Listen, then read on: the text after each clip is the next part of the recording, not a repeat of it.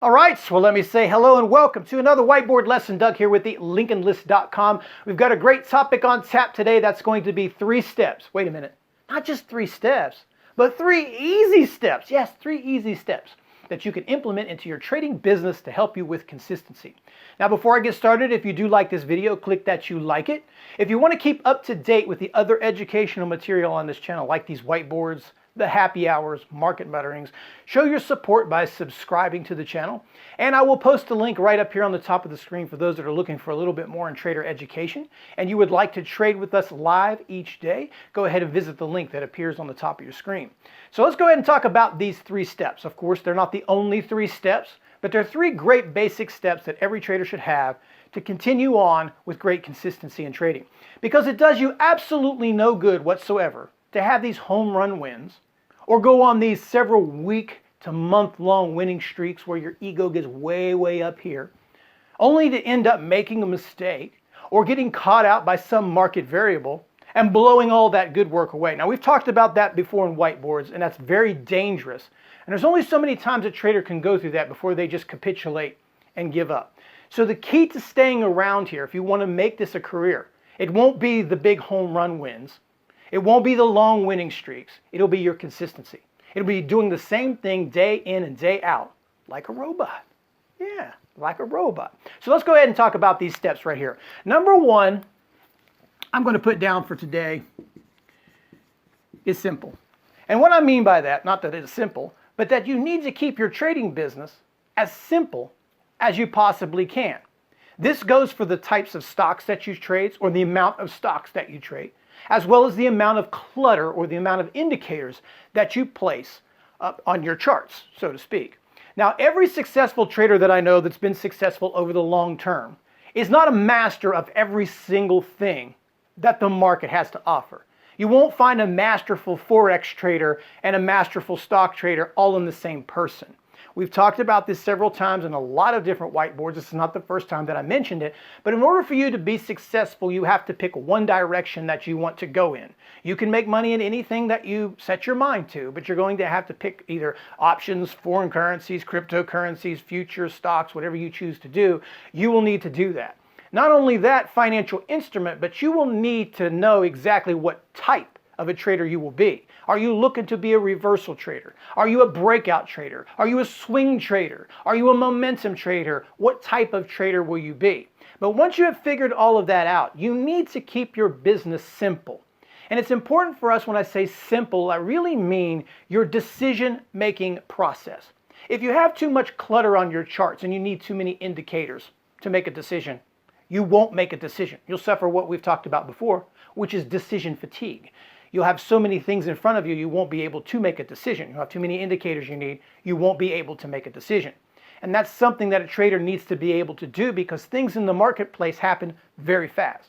And you will need to react quickly either to get in on a great opportunity sometimes or to save your ass from getting smoked on an opportunity. So it's important to keep things very simple, minimal amount of indicators on your charts so you can make executions.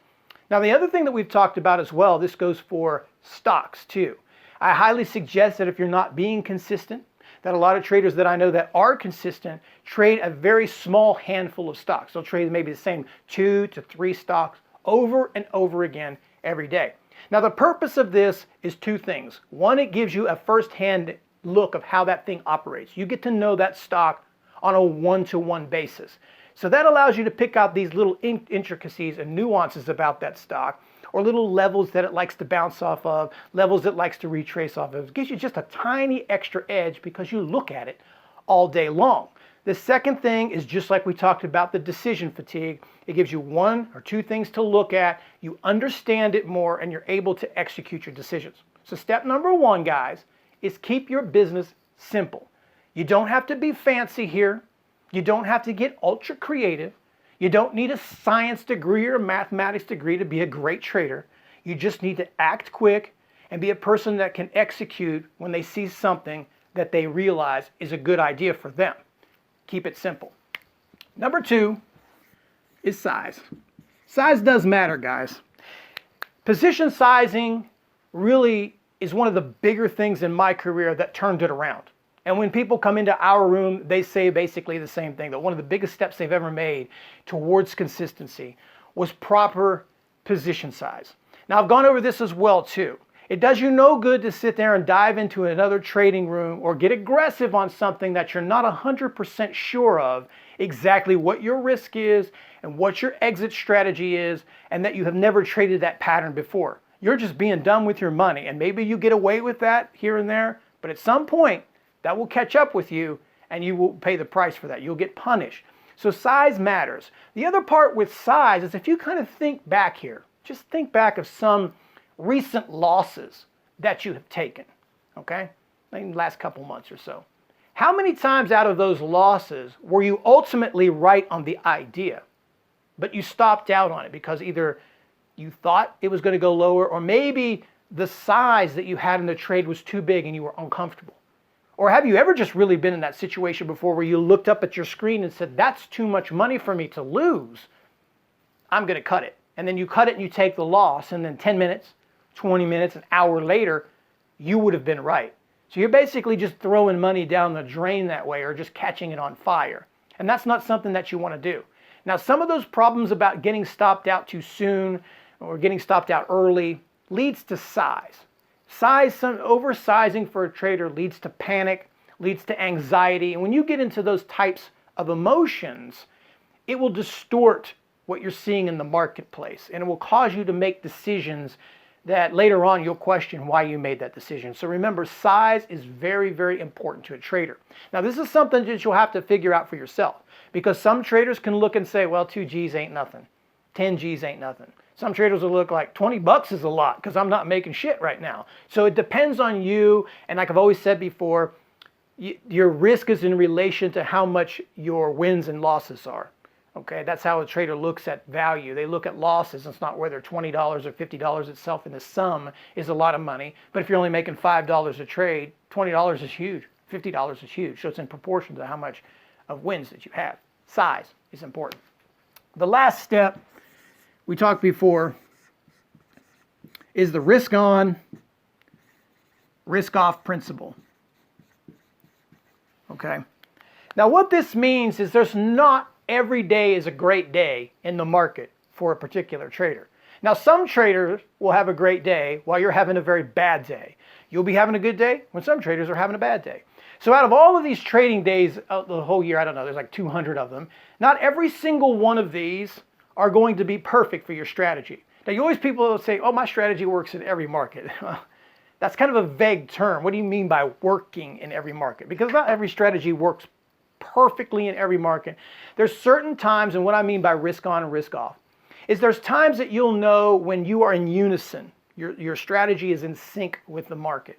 And when it's in these moments and you're on a great streak and you're in sync with the market, things are working and things are clicking, you want to kind of size up a little bit on the risk. You don't want to go overboard with your size. Maybe let's say, for example, you're a 100 share position trader. Maybe you want to go to 125 shares or 130. You don't want to jump from 100 to 500, just go, I'm hot. A lot of traders sometimes make the mistake too, will say, in air quotes, house money. You've had a really good week, really good month, you're up a few bucks, and you're like, I'll just throw this fun bucks or 200 bucks or 300 bucks on some sort of trade that's iffy. Don't do that crap. That's the kind of stuff that starts the process of you gradually sliding downhill. So back to the point, risk on means that the market is working well with you. So like say, for example, you're a dip buyer. In June, risk was on. It was a pretty solid, clean month. Let's say February, March, and April, also really clean months. When I say clean, dips were getting bought, stocks were trendy, charts looked nice and clean, ranges were tight. Risk is on. In a market like that, you're not completely immune, but you're, let's say, less immune, for lack of a better word. You're less immune to wild swings in the market. Now today, as I'm doing this, that's not the case. You get some wild moves, right? Since the Fed, 250 down, 250 up, big old washout today on impeachment news, all kinds of stuff going on, right? So risk is kind of off right now. You can't just throw big money on top of something, because with any tweet, with any headline, things can instantly change. Now the market's always going to go through that. It will work itself out and it'll go back to how it used to be. And then it'll go back to being volatile. The market's always done that. It's been crazy, it's been erratic, it's been smooth, it's been consistent, it's been bullish, it's been bearish.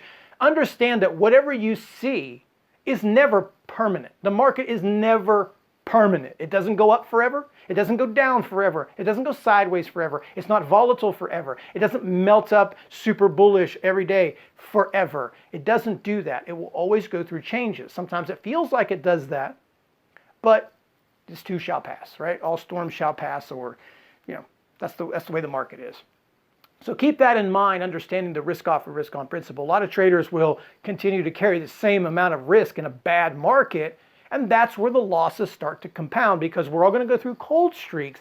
And the thing that we want to do during a cold streak is we don't want to start putting heavy risk when things just aren't that good. That's gambling. That's not trading, that's gambling. So anyway, guys, I do hope this helps you out somewhat. Remember, keep your business very simple. Use appropriate position sizes based on your risk, and understand the principle of risk on and risk off. If you need a little bit of extra help with this, or you have questions, always send me an email, support@thelincolnlist.com. Until the next whiteboard, I do appreciate you watching it. Thanks. Till next time.